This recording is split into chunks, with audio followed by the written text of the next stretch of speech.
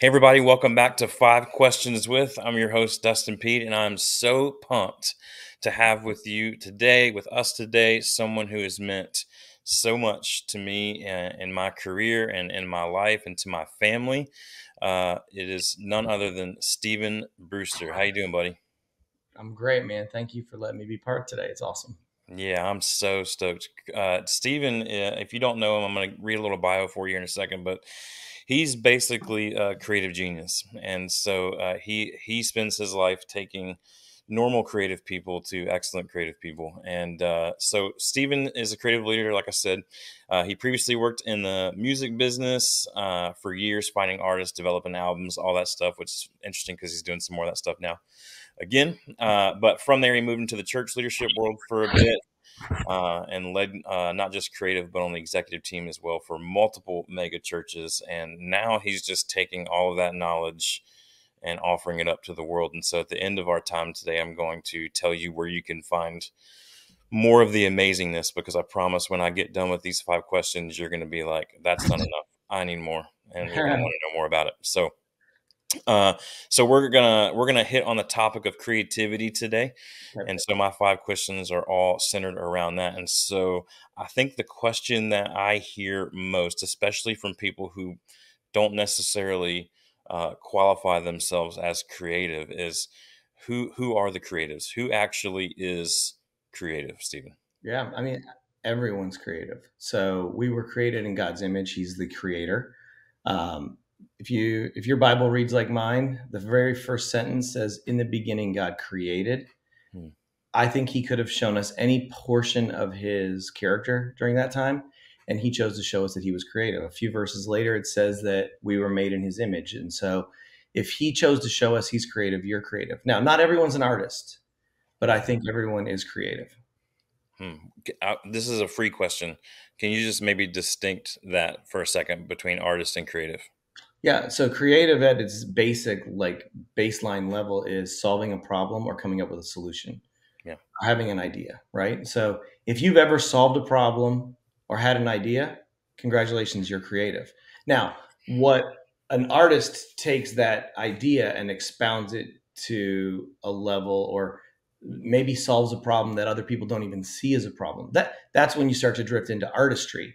Yeah. Uh, or expression of personal expression of how they solve that problem or come up with that idea. And so not everyone's designed for that, but everyone is designed to have ideas and solve problems. Yeah, so we live in a world now where the word creative is not just like descriptive of somebody, but it's a noun, right?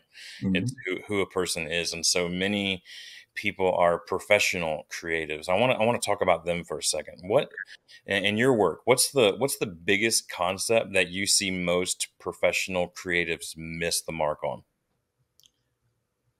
Well, that's a great question. I think part of it is that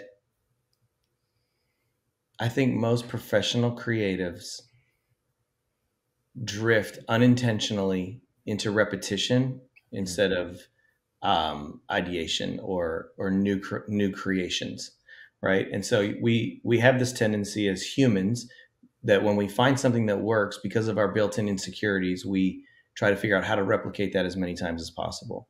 And I think the greatest artists are the ones that will sprint from success to desperation so that they can recreate. Hmm. Man, that's so good.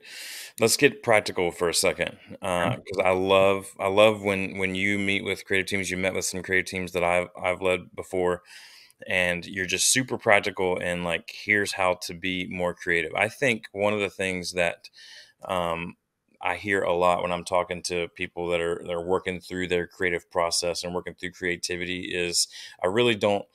Time always comes up, right? I really don't have the time, but we all know that we'll make time for anything that's important, right? So we know that. But for you, and for maybe even in what you've seen as you're working with other creatives, what tends to be the best time of day to create? I know that's like, well, that's a super nerdy question, but I think it'll help a lot of people understand, like, okay, well, maybe I should just try making time there for the next 90 days and see what happens. Yeah, well, I'll give you a super nerdy answer that's not Let's my go. own. I think it was Patrick Lencioni who wrote about that there's not a specific time that is most creative. There's three different types of people, and based on how your brain and energy works, and I don't mean energy like in the new age sense of energy. I mean Right. like when you're most energized. Your physical energy. Yeah, when you're most like for me, I'm most productive between like 2 and 5 p.m. Hmm. So I don't want to really do any creative exercises between 2 and 5 p.m. because that's not where I'm going to have my best ideas. But Yeah. I'm going to kill some email between 2 and 5 p.m. Okay. Yeah. But for me, I found that like the most of my creative ideas are in the morning. So if I have a project that I need to work on, I'm going to try to carve out the morning because that's when I'm fresh. And for me, that works. I have friends who it's at night and Yeah. I think that's called the lark. And they like go super they're the person who's going to be up at 3 o'clock in the morning coming up with new ideas. That's Yeah. dope. That's not me. No. That's not how I work. But 7 a.m., 8 a.m., 9 a.m., I'm like, I'm having to write down every idea so that I don't forget it. And so I think it's paying attention to when you feel you have the most of your ideas and then start to schedule and build your schedule to accommodate when God has made you to be your most creative. Yeah. Oh man, that's gold. Uh, I love to. You taught me a long time ago how to be somebody that is a constant observer and always be taking in inspiration. I would love to know for you personally, where do you go for inspiration? Don't give me the churchy answer either. Where do you go I for mean, inspiration? listen, I just pray and let the Lord inspire me. I mean, I know. it's We the all do. most holy exercise I can do, you know. I mean, no, I mean, for me, I've found that I mean, there's multiple answers to that question. One is music, right? So for me, music is a really, um, I love music, and so I always there's usually always music on in my world. Like I try really hard to always have a soundtrack of some kind playing. Um, I also feel really energized creatively when I'm outside. Now, I'm not like a big outdoorsy person where I'm like going on a hike and camping. In fact, I don't think I ever want to camp again unless it's like the Ritz Carlton. Um, but I like to be outside. Yeah. So nature is really really inspiring for me, which sounds so like nerdy poet thing, and I don't mean it that way. I just mean when I'm outside, I process differently. And then different canvases are really super inspiring for me. And so God's been very kind to allow me to travel as part of my job right now. So I get to be in different cities pretty frequently. And so I'm always being inspired by different things that I'm seeing in different cities. And, a lot of creativity is about connecting dots. And so you're finding patterns and then you're finding gaps in patterns. And so I'm always like, oh, this, what would happen if we pivoted that? Or what would happen if we flipped that? Or how could we change that and make it? And so a lot of times routine is Novocaine to a creative person, I believe. And so anything that I can do to break the routine is inspiring for me. Yeah. Man, that's so good.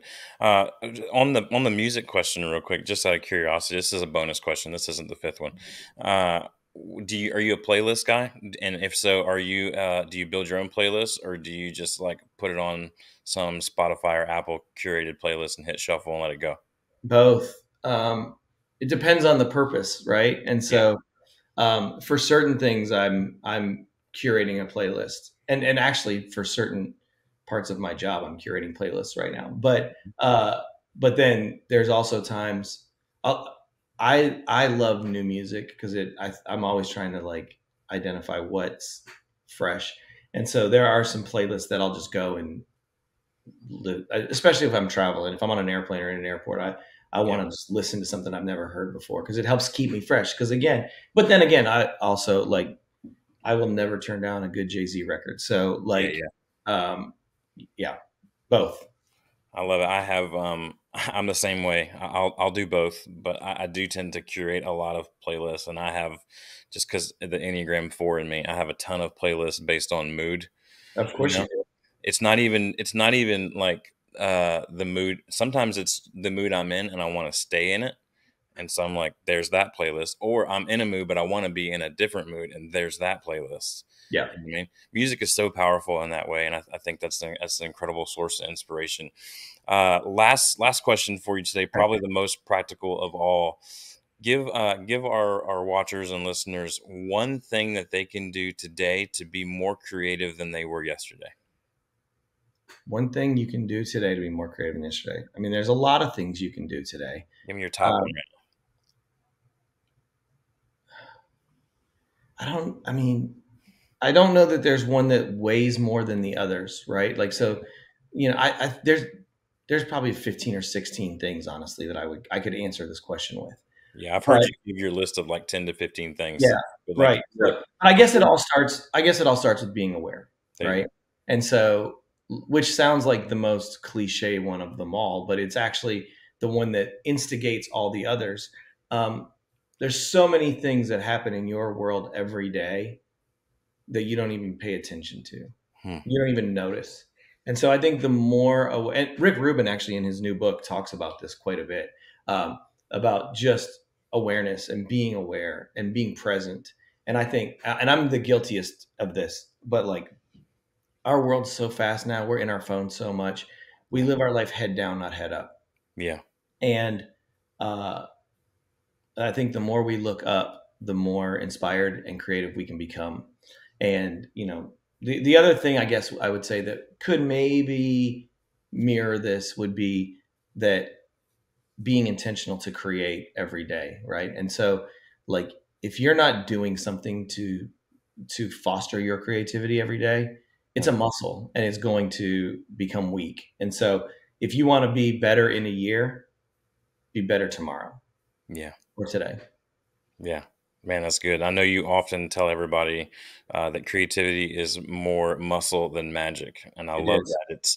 I love that it's something that I recite to myself every day. It's something that as I'm looking at my calendar, Sunday night, I'm looking at my calendar and I'm looking at the week ahead, and I'm like, okay, there's a handful of things that have to be on the calendar, and creating something has to be on the calendar. I'm a slave to the calendar, so if it's not there, it's not happening.